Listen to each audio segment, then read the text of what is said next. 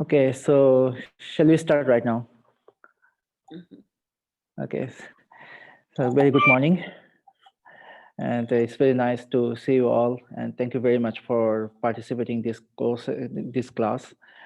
And also that at the beginning, I would like to mention Dharma College and Light of Buddha Dharma Foundation, and also Miss Wamo Dikshi. She is here right now, the director of the Dharma College, for arranging these courses. And I hope that we all be rejoice to learning the evolution of Buddhist thought. And first 40 minutes we are going to discuss about this concept, and then 20 minutes or 30 minutes or whatever we will continue our about the Q and A and the rest of our discussions. So let me allow to speak about Dharma College. So here we are offering the Dharma College is offering the plenty of courses. We just finished one of the very delightful retreat for last weekend, Saturday and Sunday. I still overwhelmed with this retreat about Abhidharma literatures. And yeah, so now this is the series of the talk under Wisdom Talk, and we also going to offer the rise and falling of Buddhism in India as well. And apart from this, we have some courses based on the revelation of mind or dimension of minds, and living wisely, and some courses that are offered by other teachers as well. So if you would like to look at the courses of Dharma College, please you can look at from our website. So now let me allow it's again the very good morning, and I'm Sanjoy Barua Chaudhary. I originally from Bangladesh, but I grew up. My graduations was from in Thailand, so I have been in California since last March. So in this course, actually, this is a very vast topic. So our subject name is the evolution of Buddhist thought in India. So this is actually we know that these scriptures, this tradition are nearly 2,600 years before. So there's a lot of the historical and, historical climax, and a lot of doctrinal change as well. So at the beginning, we are going to discuss about what is early Buddhism and early Buddhist teachings. So let me allow to open my slideshow. Yes. Okay, here you go.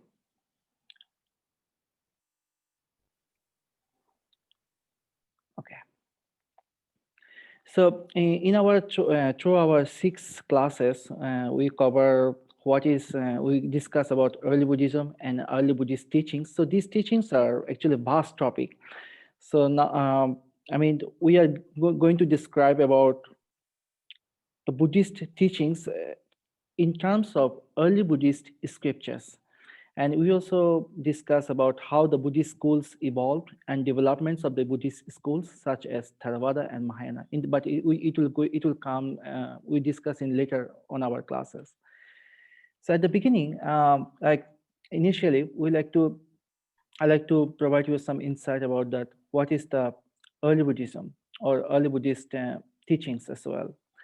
So as we all know that Buddhism started from India over 2,600 years ago. So it was initiated by the Buddha, who is the founder of this tradition. And after he started the teachings, it was based on certain topic such as Four Noble Truths, Eightfold Noble Path, Dependent Originations, and the three characteristics. They are non-self, suffering, and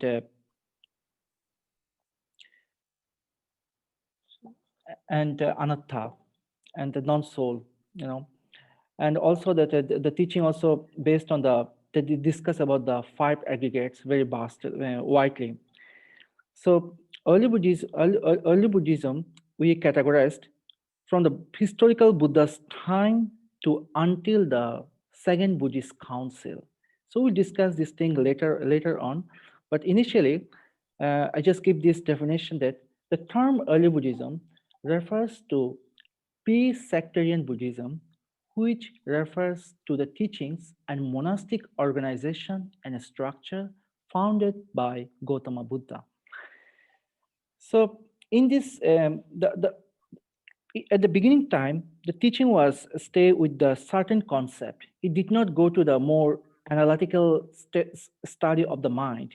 It was remained as four noble truths and the 12-fold links of the dependent originations.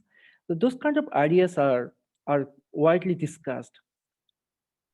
And from the academically, we said early Buddhism is it's pre-sectarian, and there is no not many traditions at the moment. Like for example, at the moment we can see a lot of traditions, like in Thailand, Myanmar, Laos, Cambodia, they follow Theravada traditions, and Tibetan, Bhutan, some part of Nepal, they follow Vajrayana tradition. China, Vietnam, some part in Japan, and uh, yeah, in Taiwan and in some Central Asia, they follow Mahayana traditions. But initially, there was not many traditions. That's only one tradition. So just the Buddha was initiated this tradition, and we categorized the beginning stage of Buddhism as early Buddhism. So in early Buddhist teaching, we can see only that dharma, which is refers to the teachings, and Vinaya. Vinaya normally they talk about the monastic organization or the structure, but Vinaya is for not only for monastic, but also for layperson too. So Vinaya is a Sanskrit word, and also Pali same they speak Vinaya. Uh, Mostly about the courts. It's talk about courts. So it can be monastic courts, it can be precepts, it can be your daily basis of instructions. How to dealing with the life ethically. So and I go through with this point of early Buddhism. Majority of Buddhist scholars and all schools of Buddhism are agreed to accept the five Nikayas of Pali Canon and its corresponding to Agama of Chinese Buddhism, along with Vinaya as early Buddhist sources of Buddhism. So, as we know that uh, Buddhist texts like Bible, it has the name of the Buddhist text Tripitaka. Tripitaka is Sanskrit word. Tipitaka, it is a Pali word. Tree means tree. So Tripitaka consists of three baskets of Pitaka. But in early Buddhist teachings, early Buddhism, we see that the canonical scripture we say Dharma, Vinaya, and Abhidharma. So Sutra, Vinaya, and Abhidharma. So in early Buddhist teaching, we can see that the Sutra and Vinaya. So Abhidharma tradition emerged a few hundred years later after the Buddhas passed away. So in the early Buddhist teaching, we can't see the presence of Abhidharma actually. But they have a many big question. There is some controversial issue. Like they still have a big discussion that whether Abhidharma was taught by the Buddha or not. So, but in the scholarly, we agree with this term. And Pali tradition and Sanskrit tradition, that Nikaya. Nikaya is Pali tradition. Agama is mostly Sanskrit or Chinese traditions. So most Pali, Agama, and Nikaya, they accept that early Buddhist teachings are based on sutra or discourses and Vinaya or monastic codes or instructions how to practice go through along with. And Nikaya, another things, another point of early Buddhism, we can say the Nikaya literatures. So, as maybe some of you are familiar with the Buddhist books and Buddhist text. So Nikaya texts are consist of there are five Nikayas text like Dirgha Nikaya, the discourses of long discourses, the middle length discourses, the collection of the numbers, and there's five Nikaya text. So Nikaya texts are mostly Nikaya texts are based. I mean, these are the early Buddhist teachings are recorded in the Nikaya, but in the Nikaya text, I mean, in the early Buddhist canonical scripture, we can't see the commentarial explanation. So when you can if we can look at the Buddhist text Tripitaka from the 360-degree angle, we can see that canonical, exegetical, commentarial, and canonical literatures. But in the early Buddhist teachings or early Buddhist time, we can see only canonical scriptures. Those canonical in the canonical scripture, it was written only the what the Buddha said, the words, and his immediate disciple. We can't see that presence of the more commentary the later on, which was developed by by the followers of and scholars of the Buddha. So we can categorize early Buddhism or early Buddhism as a pre-sectarian Buddhist. I mean, there was no, as we mentioned in the early, there was no other tradition, only one tradition, the Buddha and his teachings and his instructions, which is known as Vinaya.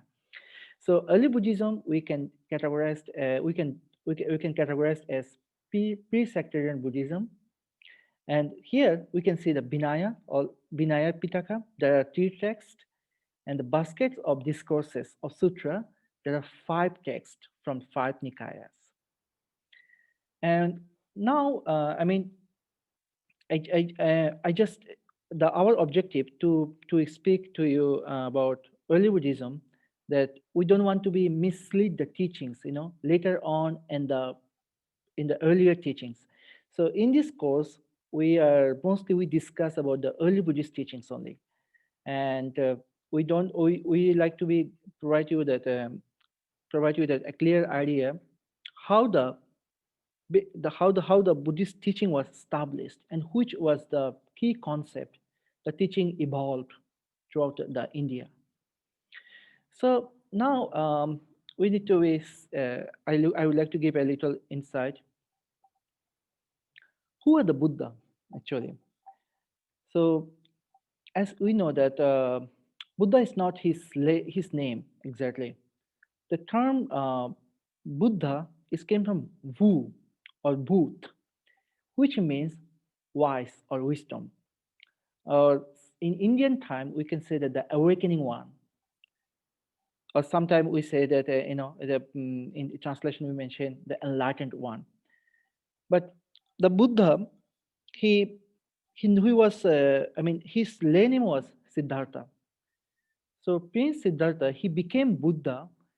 I mean, it was a nice story we can see in the early Buddhist scripture that after he was enlightenment, when he was walking through the place to the deer park, somebody asked him, said that, "Who are you? What, I mean, you doesn't look like a god. I mean, you doesn't look like a normal human being. You're very calm and quiet. So who are you?" And Buddha replied him that I am the Buddha. And what is that? What is the meaning of the Buddha? So we can see this meaning, the exact term of Buddha from Dharmapada. This is one of the earlier texts. It belonged to Kuddaka Nikaya, one of the, maybe. So Dhammapada has most like if I believe that nearly 420 verses in Dhammapada. So the entire text are based on the moral aspect of Buddhist teachings, and most of the words are spoken by the Buddha himself. So in the Dhammapada, it mentioned that the definition of Buddha described as he is the Buddha. For him, there is no desire. there is no attachment or no craving lead him anywhere. So there's no desire. I mean, desire or no attachment. Uh, it actually it is a literal translation from Pali to English, but they have a more meaning. Desire, it is also, there are no defilements and no craving and no clinging, no clinging. That means he doesn't have any attachment. So the Buddha is beyond. I mean, he was out of desire or no more, no more. There is no clinging from his from through, and he tamed his mind with enough calmness and stillness. That's why he was known as the Buddha. But it have a there are also many other definition too, but it is a in general definition as appeared in Dhammapada. And I would like to speak. I'd like to provide you us a little information about the historical Buddha himself. As you know that he was Prince Siddhartha, his formal lay name. He was born in Lumbini, in present-day Nepal. And he was born in a royal family. King Suddhadhana was his father, and Queen Mahamaya was his mother. So, King Suddhadhana and Mahamaya, actually many years, they did not have a children. So after they married, and a few many years later, the Queen Mahamaya gave a birth a child. Then they became very happy after the baby was born. So it said that's why they gave the name Siddhartha, which means the wish fulfilled. Siddhartha. Sometimes we say that like you are successful. You know you whatever you wish you granted. So wish fulfilled is a meaning. That's why they give the parents gave the name him Siddhartha. And it was very sad that after 7 days later, his mother passed away. And for take care of him, Prince Siddhartha, uh, his father, King Suddhodana, married his Queen Mahamaya's sister. Name was Mahabhajapati Gautami. And at the age of 16 that he married, they have one children. His name Rahula. He was born when he was at 29 years old. Actually, from his childhood, he was looking for some question. I mean, he was looking for some answer that why people are born, why people are. I mean, what is the cause for people's aging, and what is the cause of people's death? I mean, actually, there was one nice story you can see from the from the early Buddhist history. I mean, the Buddha's biography. Um, it was recorded in Majjhima Nikaya as well. So in this sutra, it mentioned that he was from his children, from his childhood, he had a innocence that he he was he can be calmed down, and he was full of compassion, and he could not be, I mean, agree with the conventional royal extravagant. So this kind of and his nature, it was appeared from his childhood. And later, I mean, he when he went to the city, he saw the four signs. I mean, he had a four experience, which was known as four signs of the Buddha's uh, early biography. The four signs was one day he saw that one man is sick. Another day he saw one old age of one elder person. Another day he saw that one man was died and someone is crying behind this dead body. And another day he saw that one ascetic. So having seen and having observed these four incidents in his early age, he thought, how can I go beyond the birth, beyond the aging, or beyond my illness, and beyond that? So it was the question was always manifesting and appearing in his mind. So later, at the age of 29, he decided himself to renounce his royal extravagant and became that homeless ascetic. So in the past, in Indian condition, that the ascetics are they like to stay in the, they like to practice in the forest. So they choose forest. The forest is the place like that is a bit far from the city and far from the people where the normal people are living. There is some reason that in the historically the ancient Indian ascetics and hermits, they like to practice with the nature, and they have a lots of yoga practice too, and they have some uh, yoga based on the worshipping to the sun or worshipping the god. Sometimes they practice the austere extreme practice too.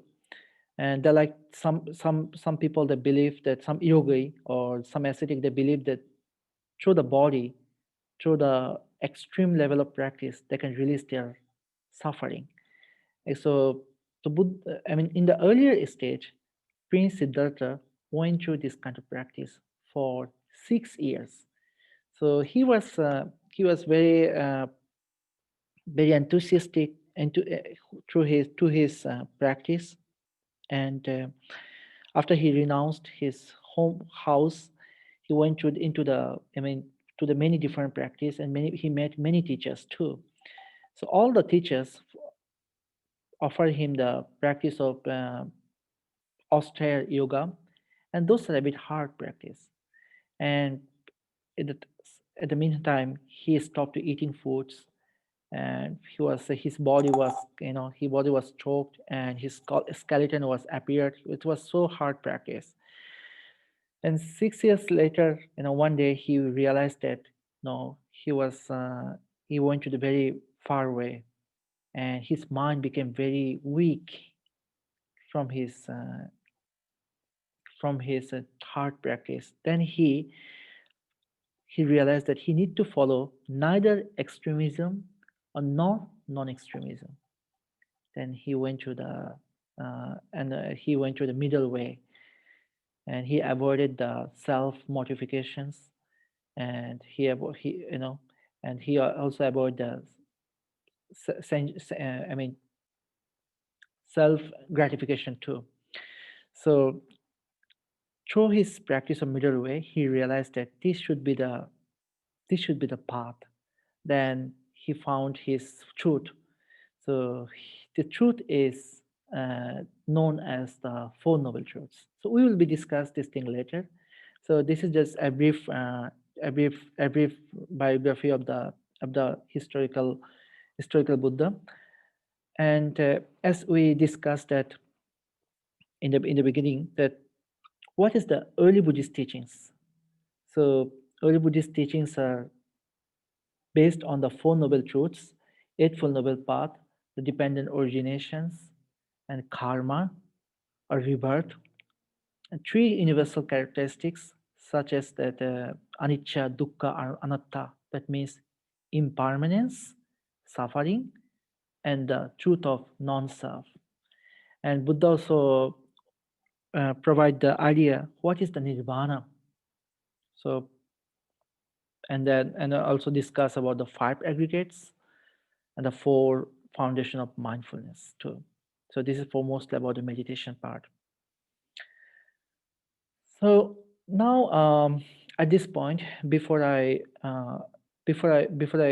move to the teaching, I just give you the again that a little overview that early Buddhism it's start from the 6th century BCE. So early Buddhist from the Buddhist time. If you think about the time period, so early Buddhism we consider as that from the Buddha's after the Buddha's enlightenment, to until the second Buddhist council. So first 100 years, it was considered as early Buddhism or pre-sectarian Buddhism, or you can say that it was a time when all the Nikaya texts were compiled. So in this slide, you can see that the time frame, the 563 to the 483, it was a Buddha's. He lived for 80 years, and he taught India for 45 years. So after he's passed away, there was one incident happened. So 3 months later, after the Buddha's demise, the first Buddhist council was held, and 100 years later, after the Buddha's passing, second Buddhist council was held. So until the second Buddhist council, we can consider these teachings are known as the early Buddhism. And another point, we say early Buddhism, that in that time the teaching did not change much. Teaching, you can say the orthodox or authentic teachings was there in this period. But later on, a lot of concept appeared, and mostly after second Buddhist council, um, in between the second Buddhist council to the third Buddhist council, it's mentioned that there were 18 Buddhist schools appeared. So all the schools, all the tradition, actually, they are providing. They try to understand. They provide the clear understanding. I mean, it was their intention to explain the Buddha's teaching. That's why the Abhidharma literatures start. So it was uh, it was another topic, but we remain our our course within all the early Buddhist teachings, and we discuss all the teachings in terms of early Buddhist scriptures. So now I move to the point now after the Buddha enlightenment. So he was enlightened at the age of 35. So we say enlightenment. I mean, he realized himself how to how to what is the truth behind the birth, what is the truth behind the death, and how can he go beyond birth and death. So he discovered the the truth of nirvana. So nirvana, it's a big it is a there are so many discussions about nirvana, but in generally we can describe nirvana as a sense of freedom, of bimukti. And another term we can say nirvana, it's it is the cut of defilements. So as long, I mean, when a practitioner could able to cut off his defilements, he can obtain the state of nirvana. So in the early Buddhist scripture, sometimes nirvana we can say as mental state.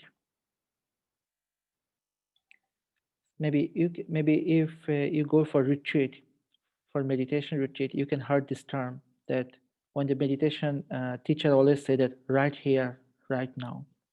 It's a very common term. Always the retreat teacher always explain. So in the, similarly, actually, nirvana is here. Nirvana is a state. It's a mental state. It's uh, it's also another explanation. Nirvana is non-returner. So in Pali we say arahat. There's another one, or in Sanskrit say arahant in Sanskrit. So nirvana, it's a mental state. Those who freed from his defilements. So their defilements is many ways to explain, but normally we can say that those who freed from greed, hatred, delusions. And in the sutra, and one sutra from Majjhima Nikaya, is called that Sabba Asava Sutra. So in this sutra, Sabba Asava Sutra, the discourse of all fetters. So the term Nibbana is explained as one who is freed from 10 fetters. So these 10 fetters are such as like defilements, hatred, delusions, judgment, bias, so the prejudices. Uh, there are almost altogether the 10 fetters are discussed in this sutra. So now we are give a idea that what did the Buddha teach throughout his teaching career, and what was his main teachings. So one of the sutra from Sayutta Nikaya, the the discourse of the connected discourses. In the sutra, Buddha had a conversation with his disciple, and he told that throughout my teachings, I only teach two things: dukkha samudaya and dukkha nirodhancha. That means I teach only the origin of suffering and the cessation of suffering. So it was my entire teaching. If whatever the discourse you can I describe to for the people, all are based on only two things. So his intention to relieve people from suffering.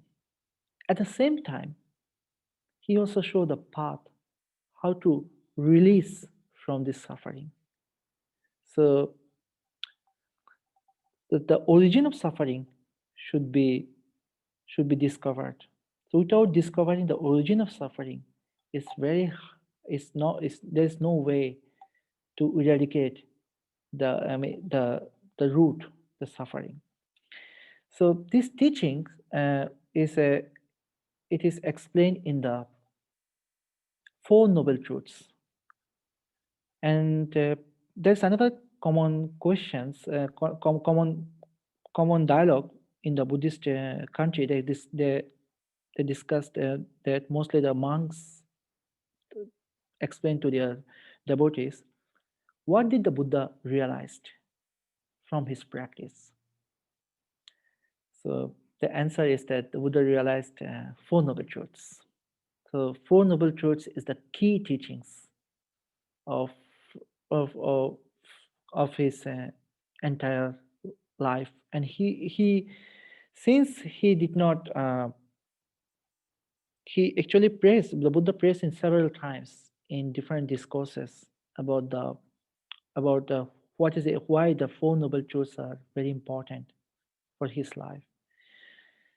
So I'm providing in general way that Four Noble Truths are the truth of suffering, dukkha in Pali word, or Sanskrit also same, say dukkha, the cause of suffering, the cessation of suffering, and the path that lead to the end of suffering.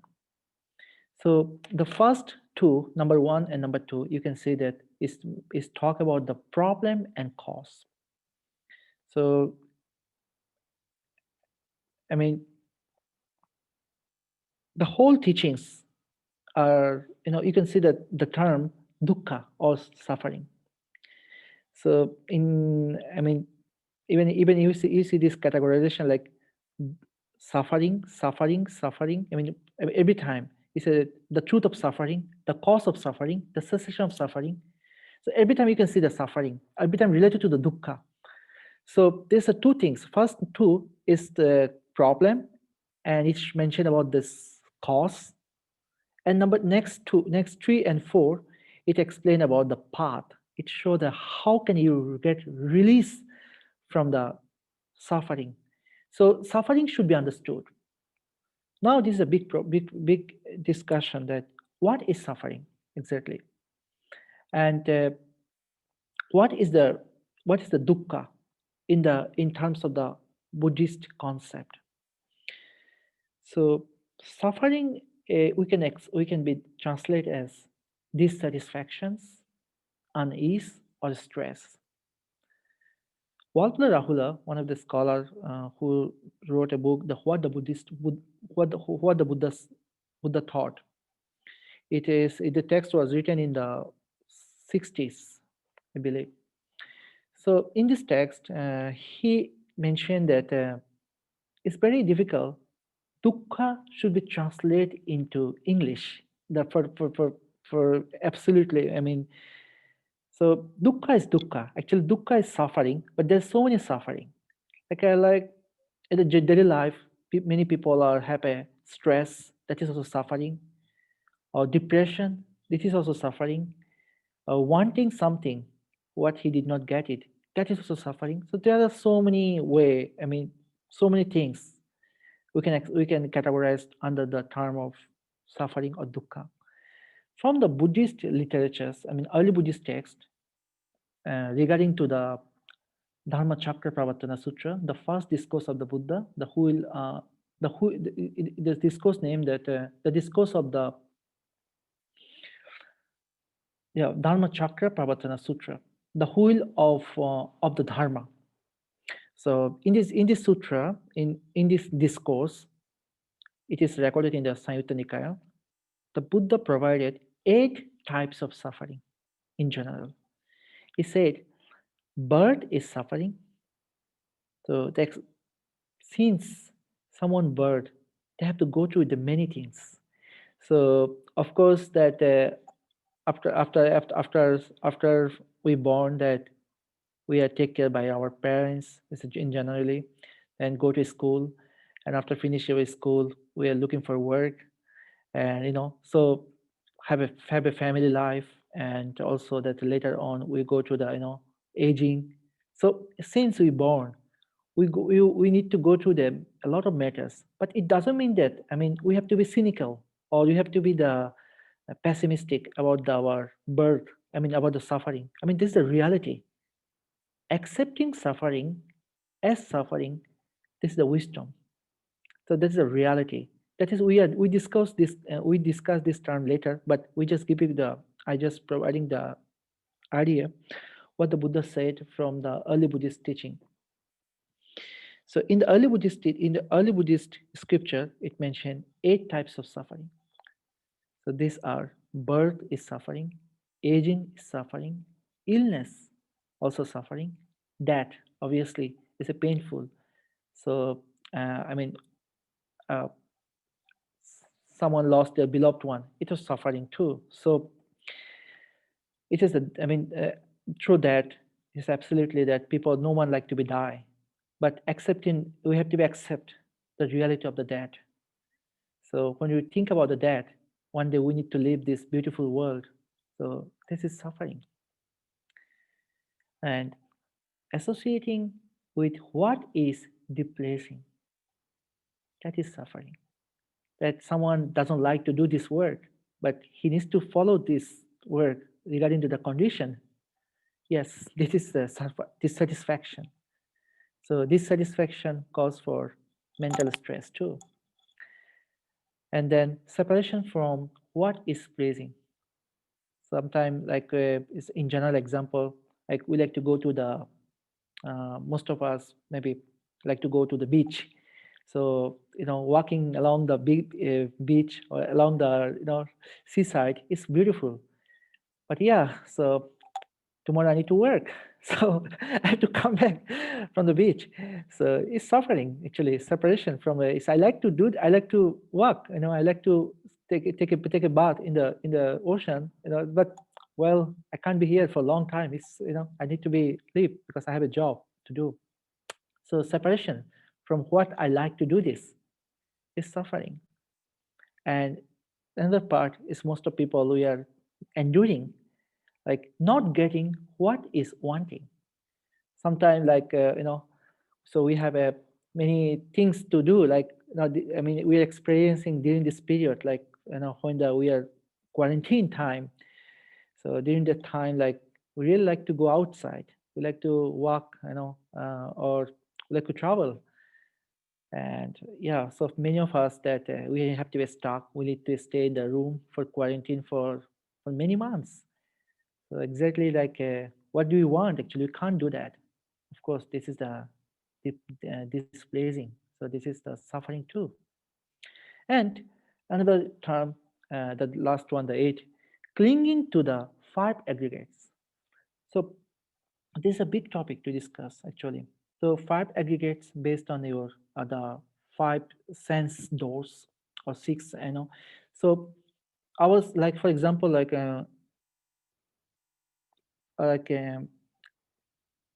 six, I mean five sense door. We can see that eye, ear, nose, tongue, body.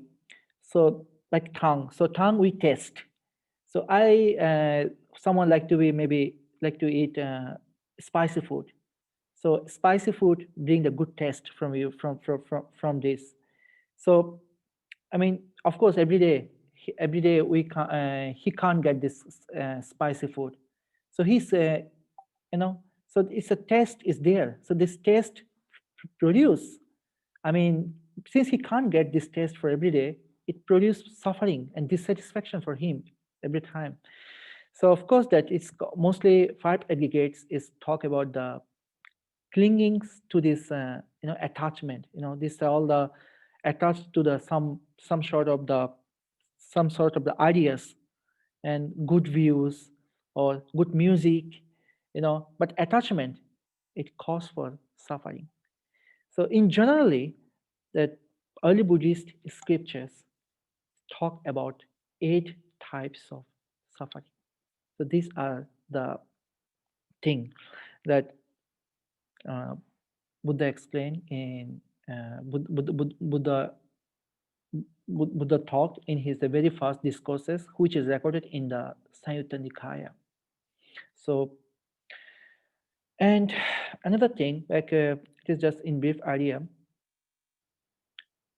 suffering, like or dukkha. Dukkha is a problem that we all experience and know. So I hope that I believe that none of us can't be denied from this truth. Like this is the dukkha. Also, we can't be avoid. And also Buddha mentioned most of our activities and endeavors are to avoid suffering and to experience happiness. So happiness is the opposite terms of suffering. So most of us, I mean, of course, everyone, we like to move forward. We like to obtain happiness. But some people, sometimes, they can success to achieve happiness, contentment, and inner peace. But sometimes it could not. But Buddha said another term: one who sees dukkha, he sees also the arising of dukkha, the cessation of dukkha, and the path leading to the cessation of dukkha. The reason to explain this word that understanding dukkha, it helps you how to get rid of dukkha or suffering. So that's why the Buddha clearly mentioned if someone could really see, could really realize, and point out the root of his suffering, he can work with this fact and with the problem.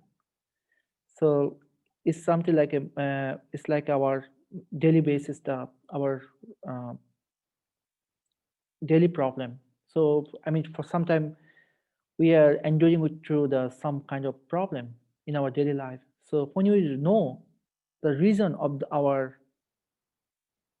the reason of the problem that cause for suffering, we can it help us to work out how to get rid of from this problem. So that's why Buddha appreciated to these practitioners those who can really see the suffering as suffering, that he can accept the truth of suffering, and who identify the cause of suffering, and he can easily work through to, to cessation of suffering. So now the second noble truth we are going through. So I believe we have some time. So the cause of suffering. In this, in the second noble truth, it is actually provide the it is the early Buddhist way of explanation. Actually, for example, I mean, the cause of suffering. There's a many kinds of suffering as we discussed in the in our earlier slide. But most of the time, what is the cause? What really cause for suffering? So Buddha said, the cause of suffering is desire. I mean, defilements too. So he specified the term desire. The desire is the cause of suffering. And in one part of the sutra, I read that Buddha said, Uno loco aditya tanhadaso. I'm sorry that it's a Pali word. It means all human beings are slaves of craving. It is this word Buddha said. I just speak that according to the translation from the direct Pali word. He said that all sentient beings are slaves of craving. So everybody has the defilement, desire. So these are the cause for suffering. And Buddha said the desire, there are the three aspects of craving. So whatever we suffer in our entire life, the root are these three aspects, these three cravings. So you can see that, I mean, another word for craving is thirst. I mean, here is like a, according to the Indian tradition, thirst is the term thirst is considered as a strong desire. So that's why that I mean, in the commentarial explanation, sometimes it mentioned that craving as a thirst too. So anyway, existence entails suffering for the individual because of the very basic mental attribute of thirst, which lies at the bottom of all of his desires. This thirst is never satisfied. It is the desire that lies at the heart of man's discontent. So that means like all the sentient beings are slaves of desire. So this word, uh, it's hard to deny actually this concept. So now the cause of suffering, we can say that from the three aspects. One is craving for sensual desire, craving for beings, and craving for non-beings. Actually, this term Buddha mentioned in several discourses, but here I give the reference from Samyutta Nikaya. So I give that little idea. What is the craving for sensual desire? It is a craving for sensual desire denotes the appetitive pleasure which are experienced through the manifestation of the mind and bodily organs, such as eyes, ears, nose, tongue, and body. So, as we discussed that, I like to go to the beach. So, in the beach, I can see the beautiful view. My eyes is always fascinated. I mean, always appreciated the beauty of the sunset and sunrise too. But the thing is that I can't go every day. So even I like to go there, I need to accept the reality that yes, well, that I need to go back to my work, and yeah. So this is the attachment. I attach to the beach. I attach to the my view, my concept of the beautiness. So it calls for suffering. But well, when I walk alongside the seashore, I see the beautiful nature of the beach, and my eyes. I mean, I really enjoy it, and the roar of the ocean also I mean, it also provide a beautiful beautiful soundtrack for me. I mean, so my ears as well, I rejoice, and yeah, so my eyes, ears, actually the most of thing that my mind is want to go there, the sensual desire. So that is the really the cause of the s- all the suffering, because I suffer that well, I can't go to the beach for every day. That's the cause for my suffering. So then number two, that uh, the craving for beings. What is the craving for beings? The craving for beings, like craving for existence. Somebody like to get the forever legacy. It's a craving.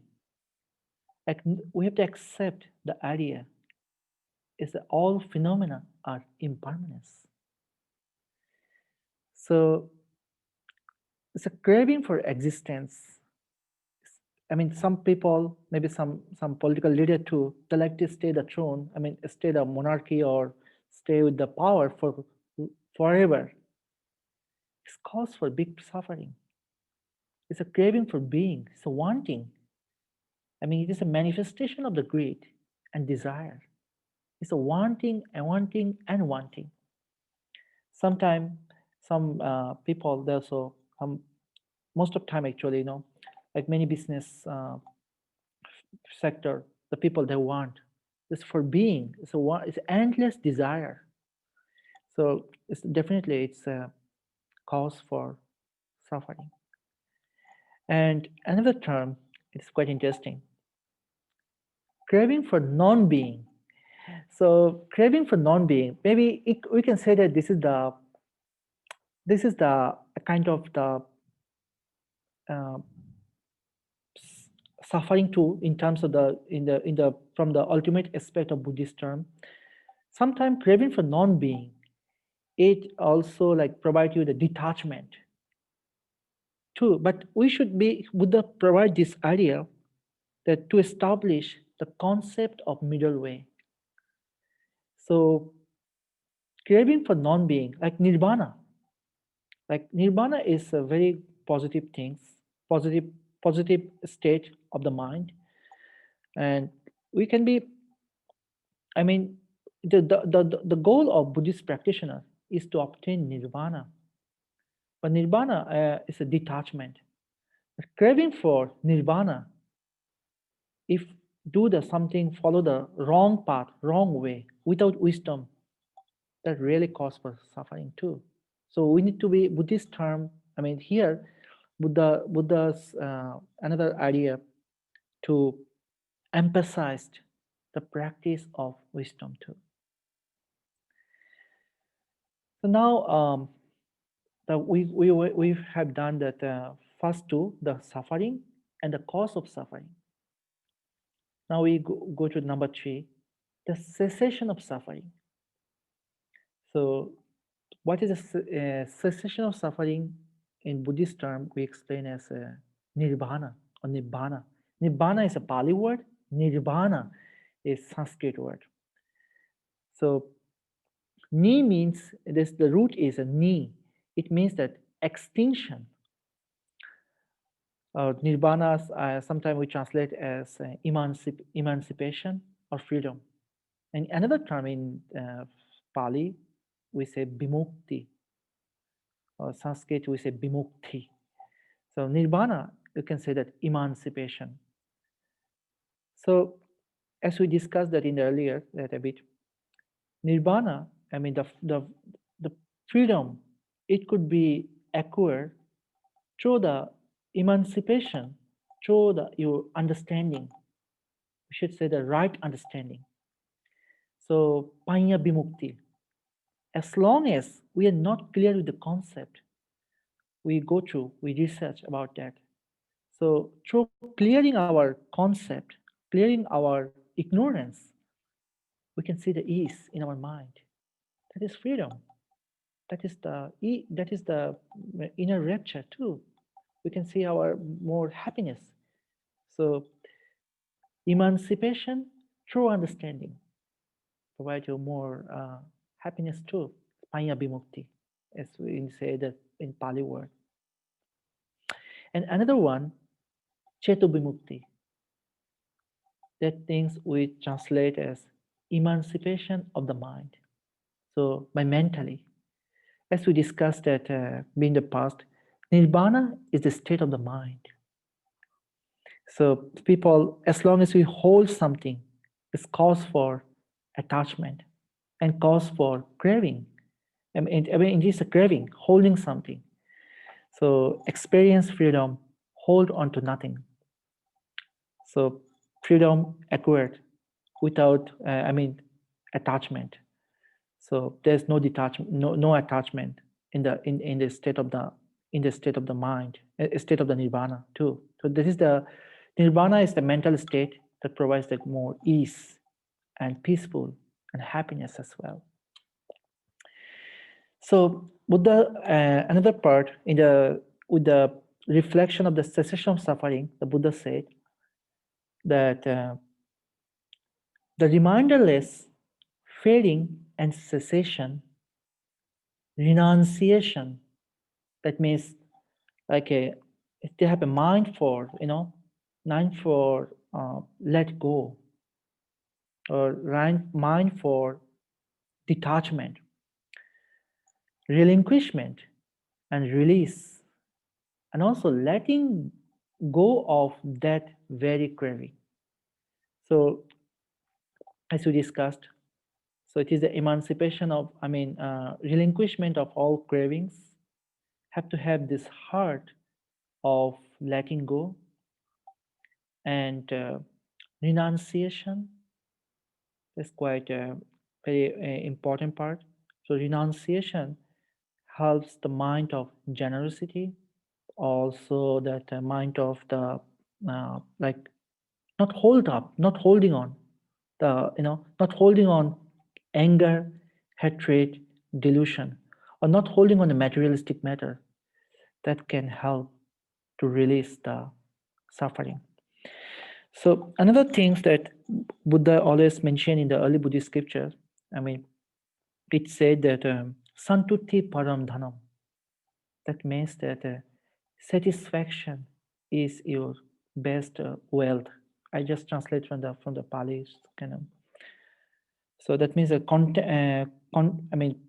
as long as one's satisfied what he has, also to accept the reality of his condition, that provide the ease that yeah, let go. The life is short. Not to hold up this anger, not to holding on this anger, like release from release the all kind of the defilements from the mind. That provides the that is the one that is another way that to obtain the cessation of suffering. And number 4, the last one, is the path. The path, the pathway that leads to the end of suffering. So here, the path, it mentioned about the Buddha clearly mentioned about eightfold noble path. So this is the clear instructions that what we can do into our entire life to get rid of the suffering, and also continue the life smoothly, and how to without any more problems, and also peaceful way of living. So the Eightfold Noble Path, it can be, they are, as we know that, start with the right view, right thought, right speech, right action, right livelihood, right effort, right mindfulness, and uh, and the right concentrations. So actually, I just in brief, I mentioned the right view. Right view is that how do you overlook the reality? So the reality as they are, understanding the reality as the reality. That's the right view. A right view it explained many ways too in the sutra. I mean, there is one sutra from Dirgha Nikaya, the long discourses. The sutra named the discourse of views, the discourse of right views too. Is named that Sammaditya Sutra is one sutra. Another sutra mentioned that Brahmajala Sutra. It is also from Dirgha Nikaya too. In this discourse, Buddha talk about 62 types of the wrong views. So, but anyway, just give the in briefly, the right view is how do we observe the reality as they are. So, right thought, of course, it is the reflection of the wisdom, and right speech always be appreciated by people. And this is another topic, like another number 4 is the right action. So, right action is the wholesome and unwholesome. So one need to be understand what is the wholesome and what is unwholesome, what is good and what is bad. Actually, to categorize the good and bad, one should apply it through wisdom. So then also that right livelihood. So people, I mean, just lead the life without harming others. I mean, without harming others, Buddha mentioned about the 5 types of the living business are not appreciated. I mean, in the sutra it mentioned, and the sutra named Vyaggapadjaya Sutra from Majjhima Nikaya. In the sutra, Buddha said that the business of humiliation, human trafficking, the business of weapons, and the business of animal, and the business of poison. So these are strongly prohibited actually. So one should not be engaged these types of the uh, business for living. So it is the not the right livelihood. So right livelihood uh, also that mm, I mean reflect about the 5 precepts. So 5 precepts, as you know that not to speak lie, avoiding the stealing, avoiding abstain from sexual misconduct, abstain from intoxicants, and abstain from lying, stealing. Yeah, there's a 5 actually. I speak killing, abstain from killing. So killing means like not only from human being also, but animal too. So right livelihood also that is based on the observing the 5 precepts as well.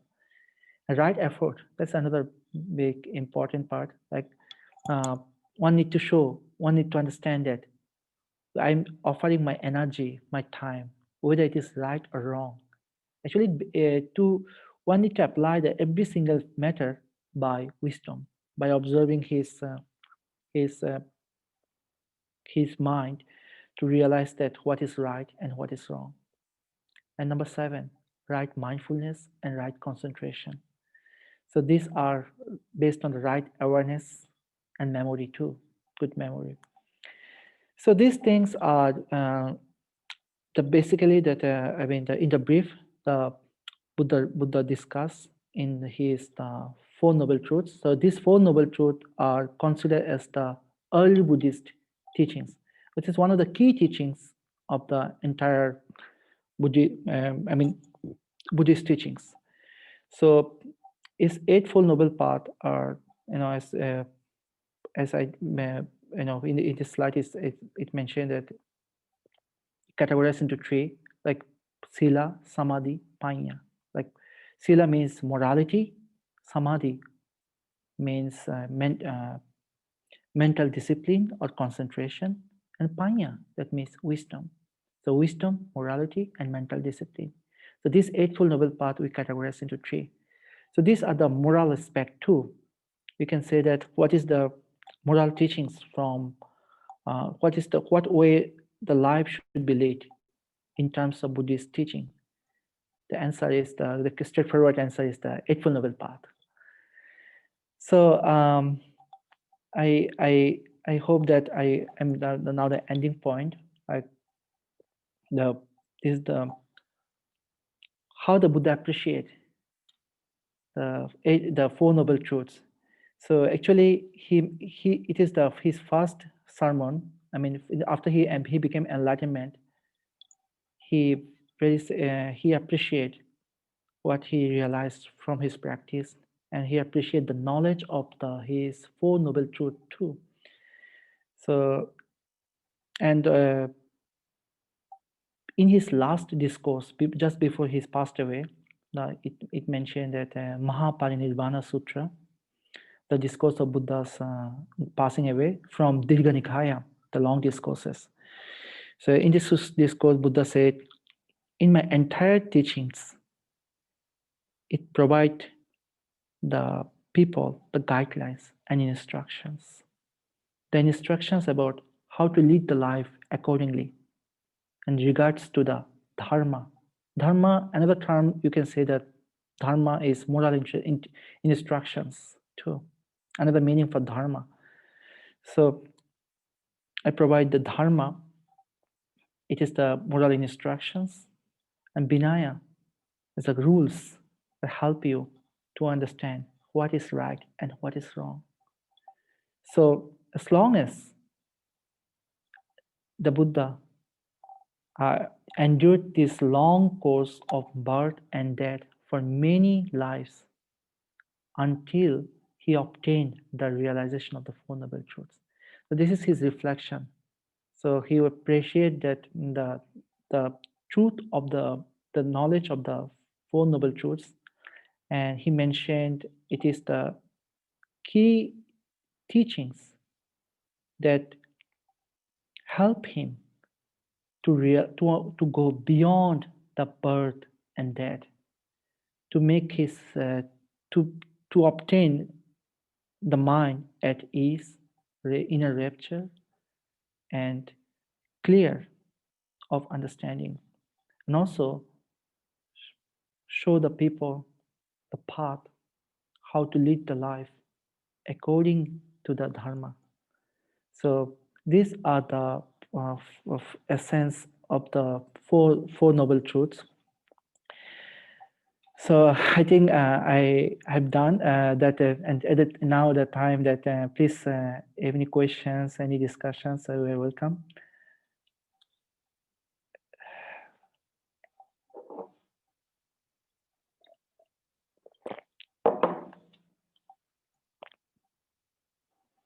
Yes.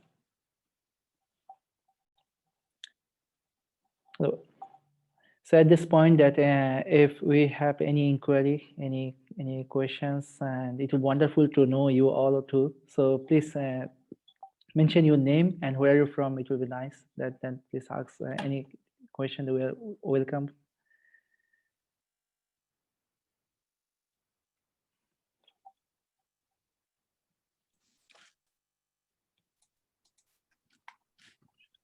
Hey, I'm Daniel.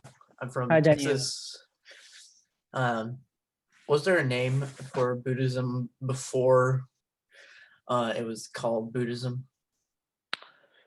Well, actually, yeah, Buddhism. This term is actually a Western word, Buddhism. We said that normal literal meaning we can speak the dharma too, but before the term Buddhism, pre-Buddhist time, it was not Buddhism actually. It was the Upanishad period. We can categorize the time. Buddha appeared in the 6th century BCE. So after the Buddha appeared in India, then the teaching evolved through his teaching of Dharma.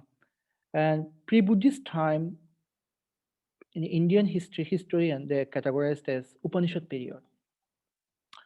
So during that period, the concept of the nirvana was, concept of the vimukti was there, moksha, but there was no concept about nirvana.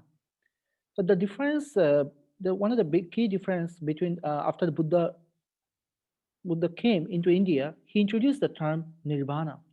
Nirvana is a sense of the, it's a liberation or freedom. So, so people, as many ascetic, they ascribe about the freedom, but in different way. They say that through your practice of yoga, you can get a freedom. But Buddha changed. He said no. He introduced the term middle way. So I hope that you get this point. I see. So maybe middle wayism or followers of the middle way. Yeah, you can explain in that way too. Actually, follow the middle way. But there's another question, another thing like after the second century, Buddha was, for you, the time frame is quite important. Buddha was 6th century BCE. So in the second century, that means 800 years later after his passing, there's one scholar is named Nagarjuna. He introduced the term that middle way, Madhyamaka philosophy, and the school of middle way. So yeah, you can say that, you can say also, based on the Buddha's realization, people later on people can be categorized the school of middle way, you know. Yeah, Thank you. you're welcome, Daniel. So yeah, yes, sir. Uh, Yes. yes. Hello, Sanjay. Thank Hi. you.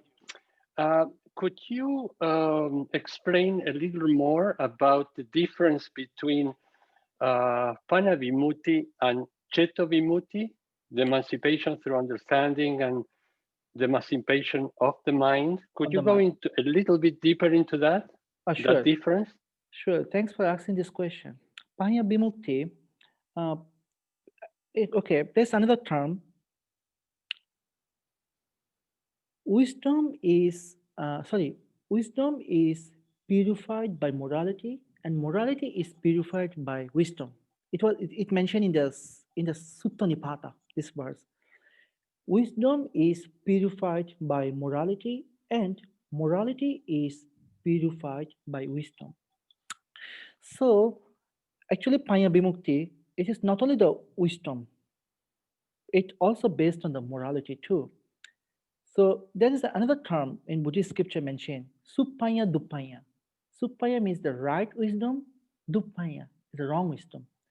The people who is the, it's a general that, you can see that there's so many well-educated people, and some people can be use their education in wrong purpose. It's a Duppanya. It's a wrong wisdom. So wisdom with purpose, right purpose. So you can see right purpose as a morality too. So moral it is another way you can overlook that how the morality is purified by wisdom. So after the realizations, people have a ease, and with right understanding, he determined that yes, I'm not doing any wrong. It provides him some ease. So the freedom of not doing wrong, the freedom of the realizations that yes, I'm is is a non-violence. It's not harmful for others. And actually, both of the term Panya Bimutti and Chitta Bimutti, both the term almost similar. So Chitta Bimutti, you can the emancipation by the through the mind. It is it's more clear concept, more clearly that you are stay with the moral aspect.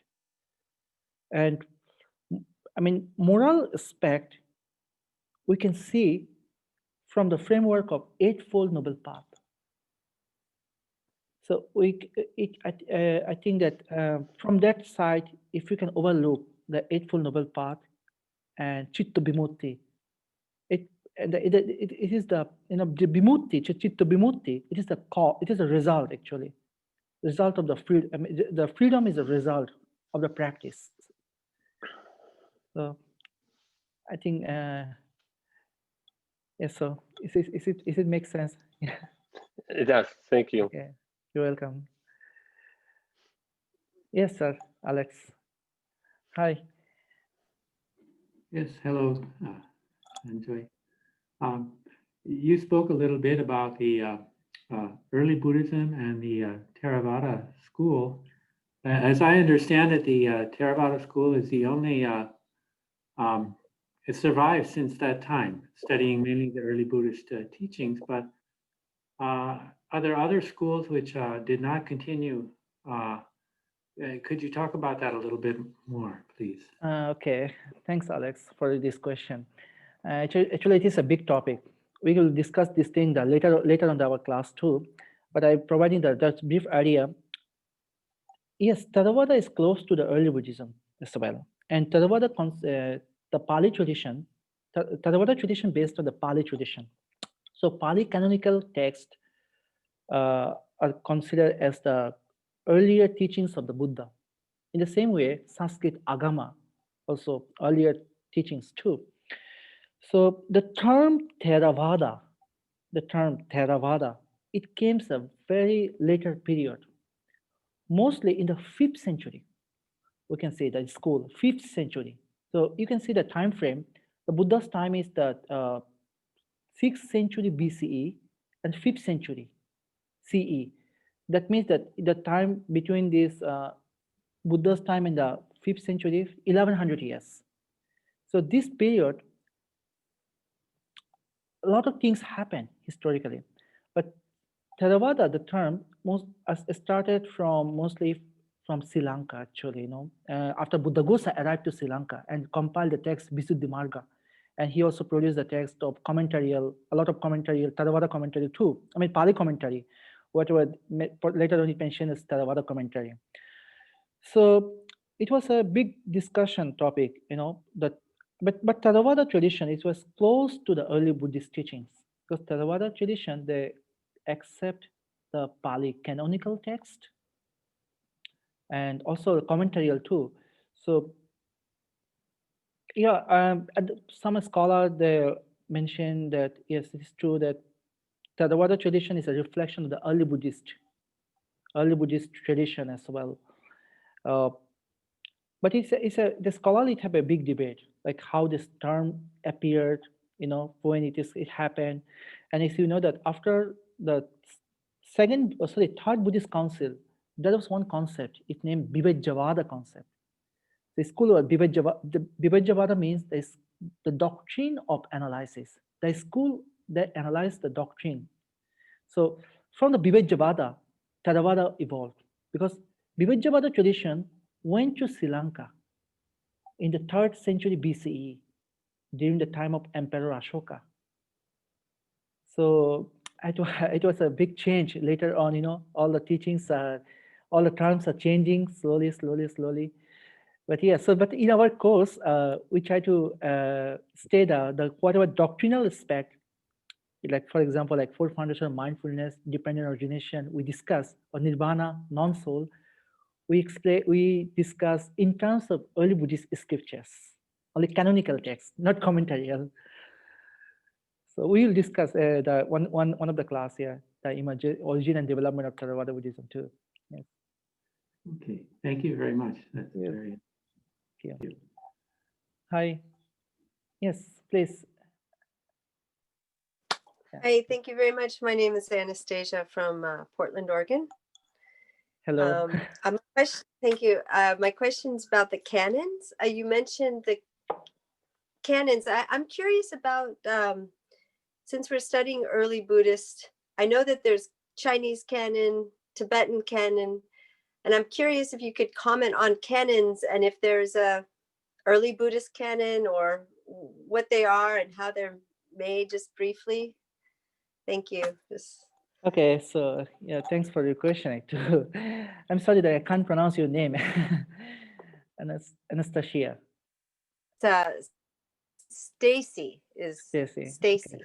Please forgive me if I can't pronounce the name rightly. So canon is, yes, Chinese canon. Sanskrit. I mean, don't say I don't say Chinese one. I should say the canon. For Pali canon and Sanskrit canon. Pali canon are known as Nikaya text, Nikaya, and Sanskrit canon are known as Agama. So most of Agama are translated into Chinese, classical Chinese version. Then also when the Buddhism arrived into Tibet, a lot of Agama also translated into Tibetan language as well. So canon are, okay, canonical, it is another, canon are Nikaya and Agama. These texts are based on the sutra, on the discourses. So most of the sutra, you can see, it was described by the Buddha himself, and a few are described by his disciples. Sometime in the sutra, mostly the canonical text, you can see the disciples describe the sutra in presence of the Buddha. So they mentioned that when you go to the text, like most of the Nikaya text translated into English, like Pali Text Society and Wisdom Publications, Bhikkhu Bodhi is one of them that who produce a lot of translation for this. So in the translation, sometime you can see that, like for example, Mahakassapa is one of the disciples of the Buddha. He discoursed the sutra, but he offered the teaching in presence of the Buddha. That means Buddha accepted. It mentioned that in the presence of the Buddha, he described this sutra. It says that in this way and that way. That means when he said the Buddha was there, that means he accepted that teaching. So in the canon, you can see that only the straightforward way, like what is Eightfold Noble Path, you can see that right view, right action, this way, straightforward. But in commentary, you can see more translation, explanations. But this commentarial explanation, it appeared later on. So now that when you categorized a scholarly for make it more easy, for audience cannot be distracted for easy way.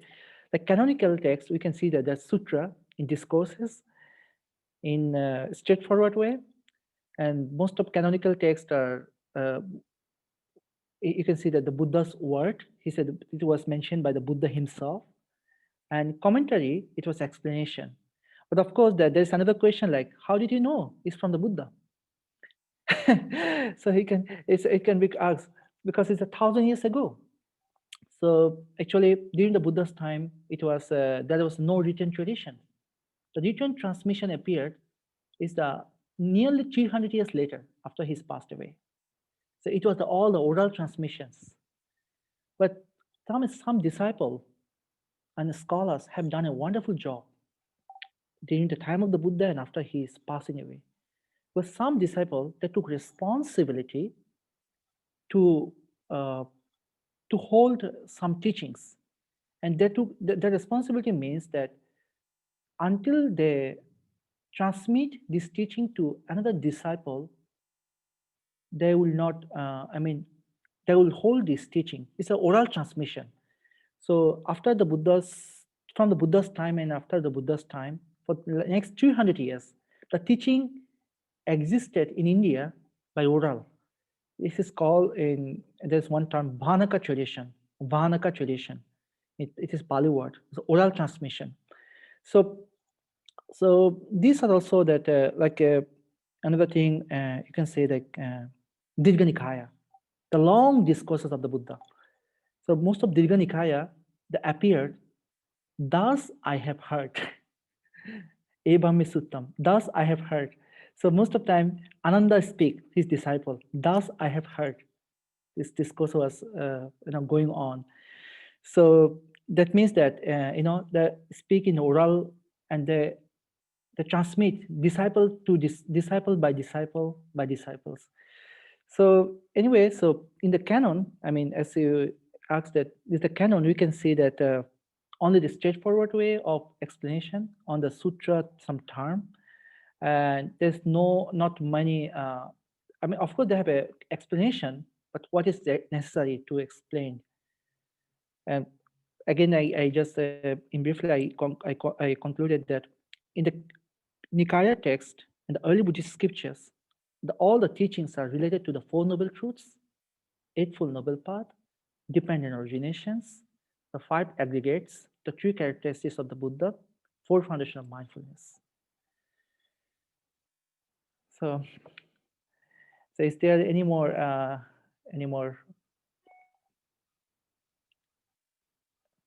still can take some.